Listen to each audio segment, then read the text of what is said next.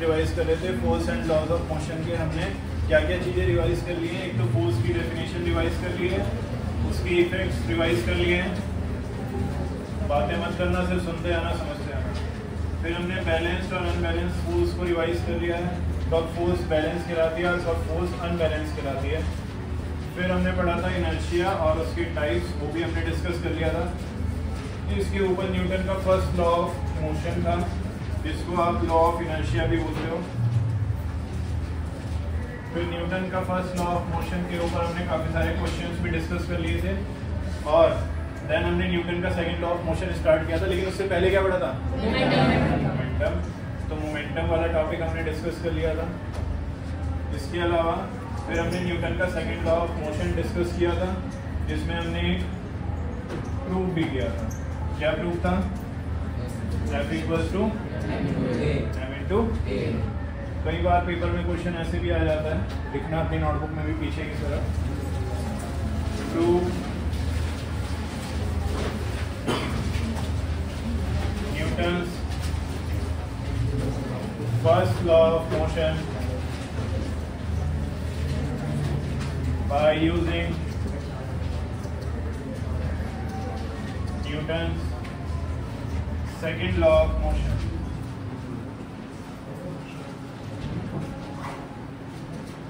Newton first law of motion को prove करने के लिए आया था bye using Newton second law of motion.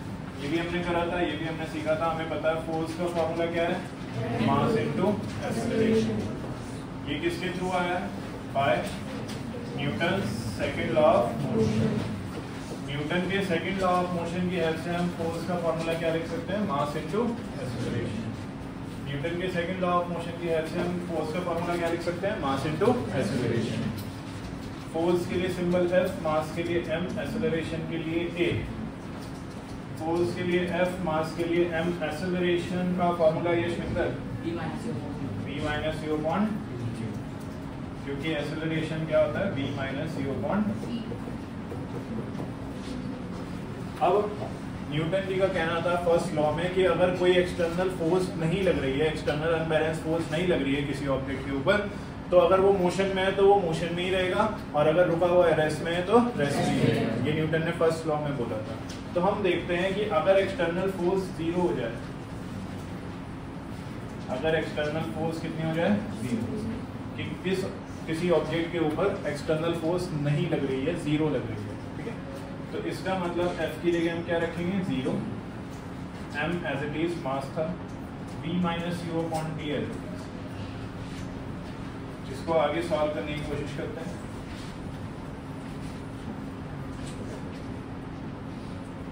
यहाँ पर मुझे बताओ जरा ध्यान से, m इधर कैसा है? मल्टीप्लाई में है, तो उधर जाकर कैसा हो जाएगा? डिवाइड हो जाएगा। तो जीरो अपॉन, इधर क्या बचेगा? v minus you upon. आगे का पार्ट मेरे पास जगह नहीं है, तो इसलिए मैं वहाँ करूँगा। बाकी बच्चे अपना नॉर्मली एक ही लाइन में एक ही सीक्वेंस भी करते चले जाएंगे। जीरो अपॉन समथिंग इज, ये t इधर डिवाइड में उधर जाकर मल्टीप्लाई। कृष्णा मित्तल आप नहीं कर रहे हो? जीरो इंटू टी समझने के साथ साथ नोट करो, ये पहले भी हम कई बार प्रैक्टिस कर चुके हैं, अब तो हम सिर्फ रिवाइज कर रहे हैं ना। Zero into t is zero, zero into something is zero. ये u इधर माइनस का इधर आकर plus, u equals to v। अबे आप बताओ व्हाट इज u है? Initial velocity. v क्या है? फाइनल वेलोसिटी है।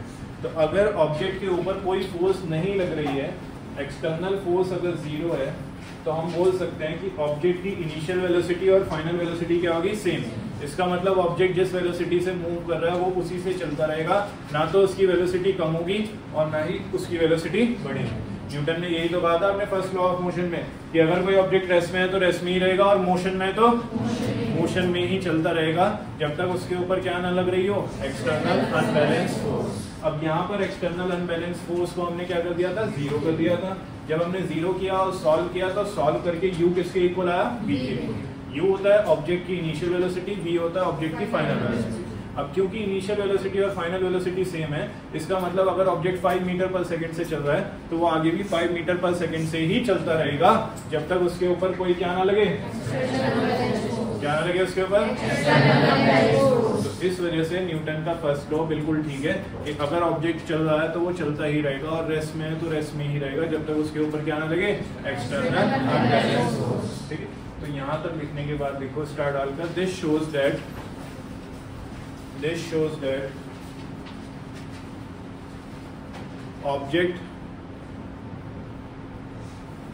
object will continue in motion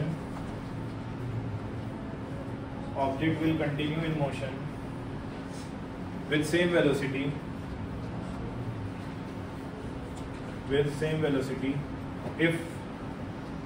if external force applied on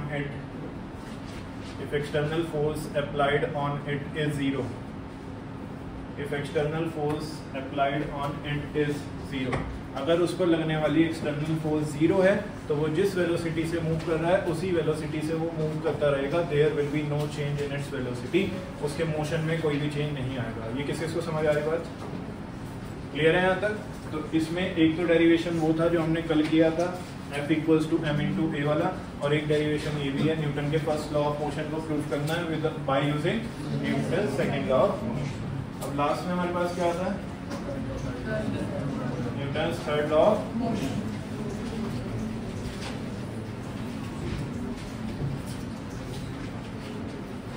Newton third law of motion ये कहता है for every action there is an equal and opposite reaction. अगर हम किसी ऑब्जेक्ट को पुश कर रहे हैं तो वो ऑब्जेक्ट भी सेम फोर्स से हमें भी पुश कर रहा होगा, but in opposite direction. For every action there is an equal and opposite reaction. प्रार्थना सीधे होकर बैठो और क्लास में जाओ। For every action there is an equal and opposite reaction. For every action there is an equal and opposite reaction. अगर आप किसी ऑब्जेक्ट पर फोर्स लगा रहे हो तो वो ऑब्जेक्ट भी आपके ऊपर क्या लगाएगा? फोर्स। रुक, क्लास में ध्यान दो।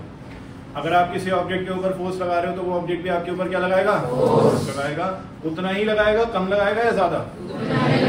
उतना ही फोर्स लगाएगा। ठीक है, अभी आशा मॉडर्न का जो मैंने आपके सामने पेपर भी शेयर किया था ग्रुप में, उसमें देखना एक स्प्रिंग बैलेंस की हेल्प से आपको क्वेश्चन दिया गया है जिसमें दो स्प्रिंग बैलेंस को ऐसे खींचा गया, तो एक का फोर्स गिवन है, दूसरे का पूछा है, तो कितना होगा? सेम ही तो होगा ना। जितना फोर्स ये इस पर लगा रहा है उतना ही फोर्स ये भी उस पर लगाएगा, बट इन तो अगर ये 15 लगा रहा है तो ये भी कितना लगाएगा? 15। एक को प्लस ले लेंगे तो दूसरे को माइनस, इसको माइनस लेंगे तो इसको क्या ले लेंगे? प्लस, क्योंकि अपोजिट डायरेक्शन में लगता है। आप जब स्विमिंग करते हो तो स्विमिंग करते हुए आप अपने हैंड्स और लेग्स की हेल्प से क्या करते हो? वाटर के ऊपर फोर्स लगाते हो पीछे की तरफ, है ना। वाटर को आप क्या कर रहे हो? पीछे फोर्स लगा रहे हो। इन रिटर्न वाटर कहाँ फोर्स लगा रहा है? आगे की तरफ। आपने वाटर के ऊपर कहाँ फोर्स लगाई? पीछे की तरफ। वाटर ने कहाँ फोर्स लगाई? और आप आगे चले गए। ऐसे ही तो कर पाते हो आप स्विमिंग, या बस ऐसे जाकर लेट जाते हो आराम से पानी में? ऐसा थोड़ी ना होता है। ऐसा तो कहाँ होता है? डेड सी। कहाँ होता है? पढ़ा था ना हमने ग्रेविटेशन में, एक डेड सी के नाम से जगह मशहूर है क्योंकि वहाँ पर सॉल्ट वाटर बहुत ज्यादा है, सॉल्टनेस बहुत ज्यादा है उस पानी में, जिसकी वजह से उसकी डेंसिटी इतनी हाई होती है कि उसमें डूबते नहीं। अगर आप लेट भी जाओगे तो आराम से वाटर के ऊपर तैरते रहोगे। क्यों? क्योंकि उसकी डेंसिटी बहुत ज्यादा हाई है। ठीक है, तो यहाँ पर अपने टॉपिक पर वापस आते हैं। स्विमिंग करते हुए हम क्या करते हैं? हम वाटर को पुश करते हैं पीछे की तरफ, इन रिटर्न वाटर हमें पुश करता है आगे की तरफ। जो हम फोर्स लगा रहे हैं वो एक्शन फोर्स है, और जो वाटर हमारे ऊपर फोर्स लगा रहा है वो रिएक्शन फोर्स। तो इनको एक्शन और रिएक्शन फोर्सेस बोलते हैं। क्या बोलते हैं इनको? एक्शन और रिएक्शन। क्या बोलते हैं इनको? एक्शन और रिएक्शन। जब हम चलते हैं, जब मैं चल रहा हूँ तो मैं ग्राउंड के ऊपर अपने लेग से क्या लगा रहा हूँ? Force in the backward direction. ये मेरी एक्शन फोर्स हो गई। इन रिटर्न ग्राउंड मेरे लेग पर आगे की तरफ फोर्स लगाएगा, ये रिएक्शन फोर्स हो गई। और सेम फोर्स लगाएगा, जितना फोर्स मैंने पीछे की साइड लगाया उतना ही फोर्स मेरा आगे की साइड लगेगा। पर इधर ध्यान दो क्लास में। ऐसे ही अब जब मेरा दूसरा लेग पीछे जा रहा है तो मैं अब दूसरे लेफ्ट लेग से भी क्या कर रहा हूँ? फोर्स लगा रहा हूँ पीछे की तरफ। पीछे की तरफ ग्राउंड पर फोर्स लगा रहा हूँ तो ग्राउंड उतना ही फोर्स मेरे लेग पर आगे की तरफ लगाएगा, according to which law? Newton's third law of motion. इसकी वजह से मेरा पैर कहाँ जाएगा? आगे की तरफ जाएगा। तो इस तरह से जब हम चलते हैं तो हम न्यूटन का थर्ड लॉ ऑफ मोशन का यूज करके चलते हैं। हम न्यूटन के थर्ड लॉ ऑफ मोशन के हिसाब से ग्राउंड के ऊपर पीछे की तरफ फोर्स लगाते हैं और उतना ही फोर्स ग्राउंड आगे की तरफ लगाता है और हम आराम से चल पाते हैं। रॉकेट के केस में भी तो ऐसा ही होता है। जो हम नॉर्मल रॉकेट वैसे जलाते हैं दिवाली पे या किसी फेस्टिवल पे या किसी ओकेजन पे, तो उस रॉकेट में हम नीचे से आग लगाते हैं, उसमें से बहुत सारा गैसेस हाई प्रेशर के साथ नीचे जाती हैं, फोर्स लगाती हैं और रॉकेट कहाँ जाता है? तो जितना फोर्स उसने नीचे की तरफ लगाया उतना ही फोर्स कहाँ लगेगा? ऊपर की तरफ रहेगा, ठीक है। ऐसे ही उन रॉकेट्स के साथ होता है जिनको हम स्पेस में भेजते हैं अब आगे स्टडीज करने के लिए, समझने के लिए, स्पेस एक्सप्लोरेशन के लिए। उन रॉकेट्स में भी बहुत सारी हाई गैसेज एक साथ निकलती हैं, नीचे फोर्स लगाती हैं, इन रिटर्न ग्राउंड से फोर्स लगता है उस रॉकेट के ऊपर और रॉकेट कहाँ जाता है, ऊपर की तरफ। उसके बाद उससे वो गैसेज लगातार निकलती रहती है जिससे कि वो कहाँ जाता रहता है, ऊपर की तरफ जाता रहता है टुवर्ड्स दी स्पेस। क्लियर हो रहा है सभी को? तो यहाँ पर सब में कौन सा लॉ यूज हो रहा है, Newton's third law of motion. इसके अलावा जब हम बुलेट को फायर करते हैं गन से, तो कभी नोटिस करना, किसी मूवी में आपने ये सीन देखा हो तो एकदम से गन जो है वो पीछे की तरफ जाती है ना। जैसे कि आप लोग शूटिंग भी अगर कोई सीखता है, यहाँ पर कौन करता है, अब है गुड। तो यहाँ पर जब आप लोग शूटिंग सीखते हो या करते हो, तो जब आप गन से बुलेट को फायर करते हो तो गन कहाँ जाती है, पीछे की तरफ जाती है। क्यों हो रहा है ऐसा? क्योंकि बुलेट जा रही है आगे की तरफ, फोर्स लग रही है आगे की तरफ, उतना ही सेम फोर्स कहाँ लगेगा, इसकी वजह से गन कहाँ जाएगी, पीछे की तरफ। इसको बोलते हैं, गन के पीछे जाने को बोलते हैं रिकॉइलिंग ऑफ गन। क्या वर्ड यूज किया था, रिकॉइलिंग ऑफ।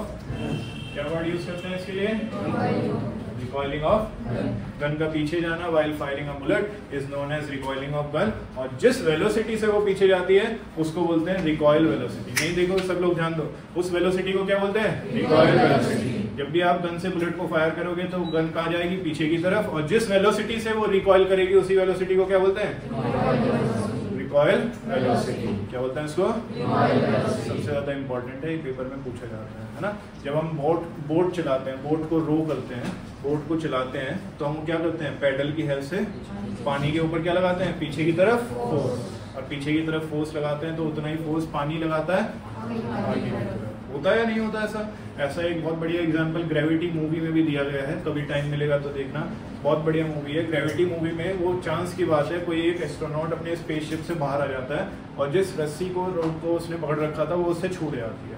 अब स्पेस में तो वो झूलती भी रहेगी, हाँ स्पेस में तो वो एस्ट्रोनॉट के बारे में सोचो, रोप के बारे में मत सोचो, इसके दिमाग में रोप चल रहा है। एस्ट्रोनॉट का सोच, वो जिंदा है अभी, वो जो एस्ट्रोनॉट है वो भी तो झूलता रहेगा ना।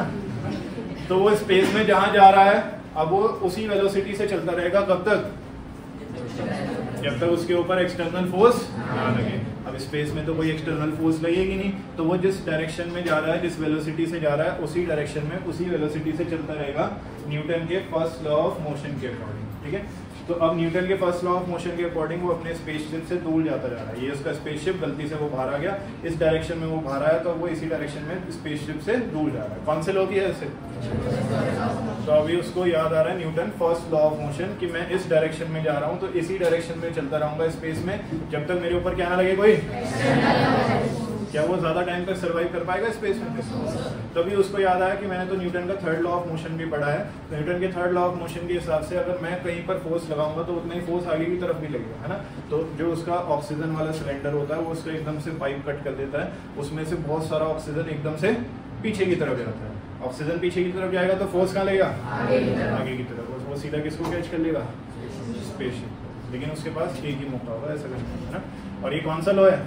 Third law of motion. तो देखो ये कितने बेसिक से लॉ है, Newton first law of motion, second law of motion, third law of motion. लेकिन हम कितनी सारी चीजें इन्हीं लॉ की हेल्प से रोजमर्रा की जिंदगी में यूज भी करते हैं, और कितनी सारी मशीनरीज, कितनी सारी बड़ी बड़ी चीजें हमने इन्हीं लॉज की हेल्प से बनाई है। रॉकेट्स में, स्पेस में, सब जगह यही लॉज तो यूज हो रहे हैं, न्यूटन का first law of motion, second law of motion और थर्ड लॉ ऑफ मोशन। इसलिए इनकी इंपॉर्टेंस बहुत बहुत ज्यादा है। किस किस को समझ आ रहा है? एक चीज और ध्यान रखना, सबसे ज्यादा इंपॉर्टेंट चीज कि आप दूसरे ऑब्जेक्ट पर फोर्स लगा रहे हो, दूसरा ऑब्जेक्ट आपके ऊपर फोर्स लगा रहा है, ठीक है ना। अलग अलग बॉडीज पे लग रही है ये फोर्स। आप पानी के ऊपर फोर्स लगा रहे हो, पानी आप ग्राउंड के ऊपर फोर्स लगा रहे हो व्हाइल वॉकिंग, ग्राउंड आपके ऊपर। तो आप लगा रहे हो ग्राउंड के ऊपर, ग्राउंड लगा रहा है आपके ऊपर, अलग अलग ऑब्जेक्ट्स के ऊपर फोर्स लग रही है, इसलिए एक दूसरे को कैंसिल नहीं करती। एक बार पेपर में क्वेश्चन आता है कि अगर इक्वल एंड अपोजिट फोर्स लग रही है तो एक दूसरे को क्या करनी चाहिए? अगर इक्वल एंड अपोजिट फोर्स लग रही है तो एक दूसरे को क्या करनी चाहिए? कैंसिल। तो ऐसा क्यों नहीं होता? कैंसिल क्यों नहीं करती? कैंसिल इसलिए नहीं करती क्योंकि जो फोर्स लग रही है वो अलग अलग बॉडीज पे लग रही है। आप वाटर पे लगा रहे हो और वाटर आपके ऊपर लगा रहा है, आप ग्राउंड के ऊपर लगा रहे हो, ग्राउंड आपके ऊपर लगा रहा है। क्योंकि अलग अलग बॉडीज पर फोर्स लग रही है इसलिए एक दूसरे को कैंसिल नहीं करती। ठीक है, इसको समझ